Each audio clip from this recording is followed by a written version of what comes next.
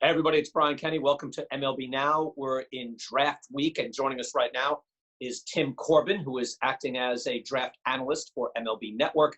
He's, of course, the head coach at Vanderbilt, 766 wins, two-time national champ, and his kid's all over this draft. Tim, it's Brian Kenny. Thanks for joining us.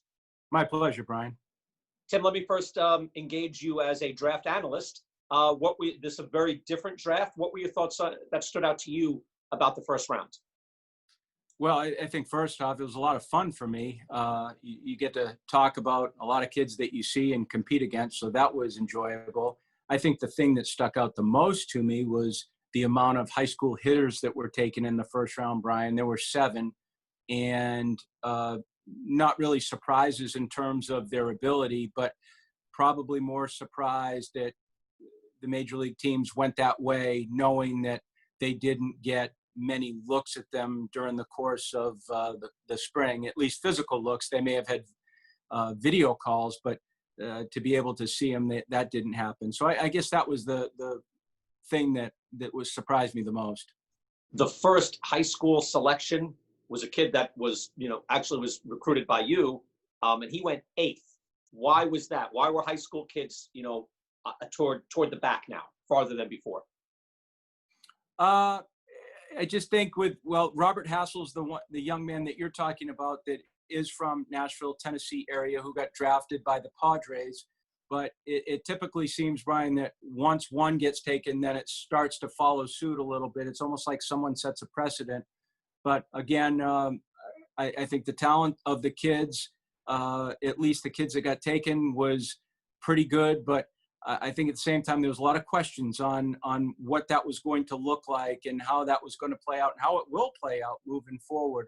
So not overly sure, because being an analyst, you're trying to understand the strategy behind the clubs, but they have their reason for doing things. Well, I would guess, I don't know, you tell me, you as a GM, you're looking, especially now where you had a lost season, you're looking for certainty. And a high school player, there's just a wider variable as to what that kid was at 16 and then 17. Or do you think that was part of it?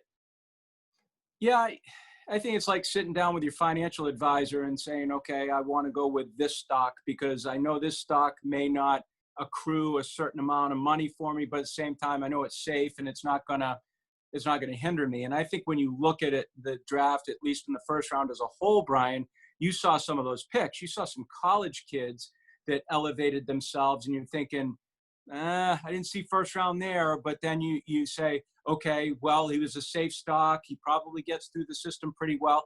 And he didn't cost us a lot of money, so we can get some other guys in rounds 2, 3, 4, and 5. So I think it's all geared towards the personality of the organization and how they choose to go about the draft. Tim, is there something in your experience, because in your position, you're looking to win at your level, but I know you're different in that you developed so many major league players, so many good ones. But what is there something that you found where a kid who's excelling at that level that you can say, that's what I look for if I'm trying to figure out, is that kid going to be a very good major league player? When I've been around that type of kid, Brian, it's you can see it through experiences of every day and how they operate in the organization of his mind. I think when you have a kid like an Austin Martin, and time and time and time and time again, he does things in a way that lend you to think that this kid's got a chance to be successful because of how he operates throughout the day, how he operates through competition, what it looks like when he fails, because I think the mental recovery skills of a kid, Brian, are the most important thing in playing this game.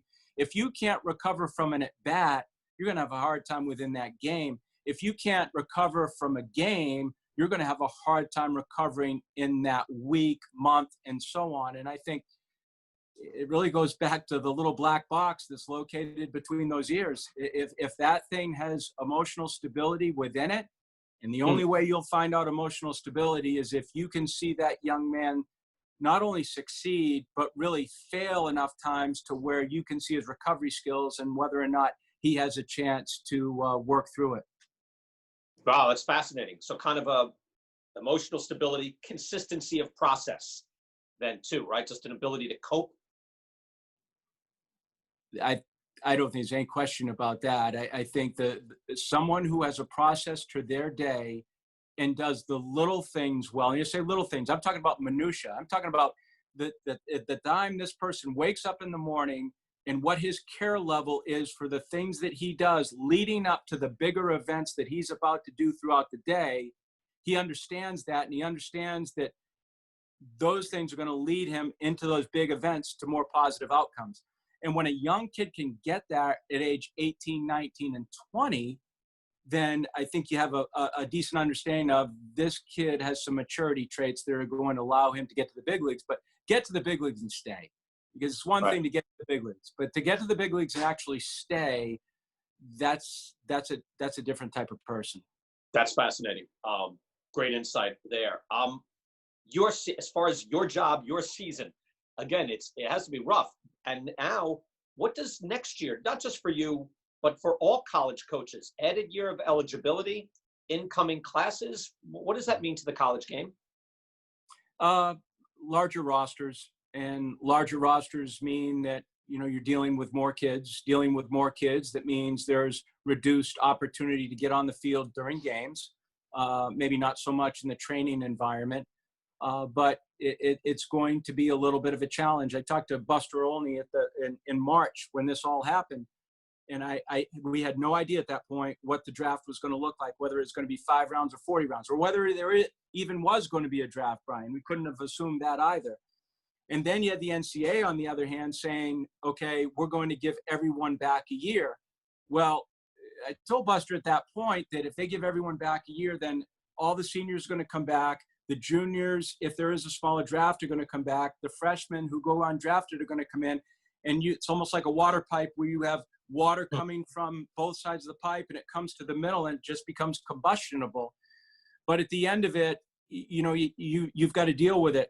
But when you are a coach and a teacher, you also understand that you have to create the environment for the kids. That's why we're put in place, and to create an environment that's going to benefit them.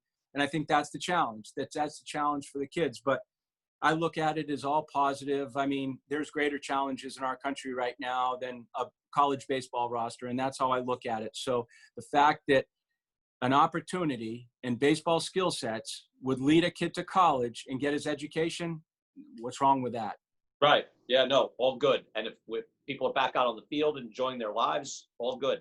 I want to ask you about, I know Al Leiter's son, Jack Leiter, is there with you. And, again, I worked with Al for many years, and we spoke just before it. No surprise that he's an outstanding kid and he's an excellent pitcher. But since you are so high profile and these kids come to you, what is it like having a major league dad there in the system? I think it's good for Jack, because Al's one of those guys who shares information with his kid, but he also releases the opportunity to his kid. And I think when you're a parent and you have the ability to release an opportunity to your kid, you understand that it's his, it's not mine. And how my opportunity played out was all mine. What I want to do is just help him and be an observer in his opportunity. And I think Al's done that. He did it in the first year. I mean, Jack, as talented as he is, and we talked about his talent before we went on the air here, is he's very skilled. He's just as skilled mentally as he is physically, Brian. But at the end of it, it's his. And Al has the wherewithal to say, as much knowledge as I might have, and I understand I have, there's certain piece of me that needs to step to the side and just watch this play out, because we just can't provide a catch net for our kids all the time. We have to get to the point where we understand it's okay if they fall down on the ground and no one goes to pick them up. They got to pick themselves up. And I don't answer the phone and say, what can I do for you? Can I help you here? No, you figure it out, because that's how kids prosper. That's how kids grow. And Al's done a pretty good job of that. But I think Al's experiences too go a long way, because he shared them with a lot of college kids, and he's been gracious enough to do that up in the Cape Cod League. He's been gracious enough to do that with pitchers. Al is a good mentor to a lot of people, because he's very open. He's like a library and a source of information. And it just so happens that Jack has an opportunity to live in the same house with him. Yeah, from my experience in seeing, all these major leaguers, ex-major leaguers that I've worked with through the years, and then seeing their kids play, they're much more chill than people would think. In fact, because they're not living vicariously through them, they're much more apt to sit back, not yell, not go, I need to talk to the coach, and that sort of thing, which is not what people would expect. Yeah, in some cases, you're right. You're right, and it's having done this for a while now, I think that's the piece when when someone comes into the office here, Brian, and sits down with their parents, and the young man does all the talking, and the parents allow him to do the talking, he really is showing you that he's the best representation of his mom and dad. Mm-hmm. When dad and mom start speaking on behalf of their child, you know that the development probably hasn't taken place yet. And so it's no fault. And, I'm not judging, but at the same time, you understand that if a dad and mom can walk away from that experience, say, no, you have a conversation with him. We're good. Well, we've created a foundation of thought for him where he can make decisions on his own with the help of us, but he doesn't need us to saddle him down in the same office with you. And that's when you can start to discover really the fibers of a young man.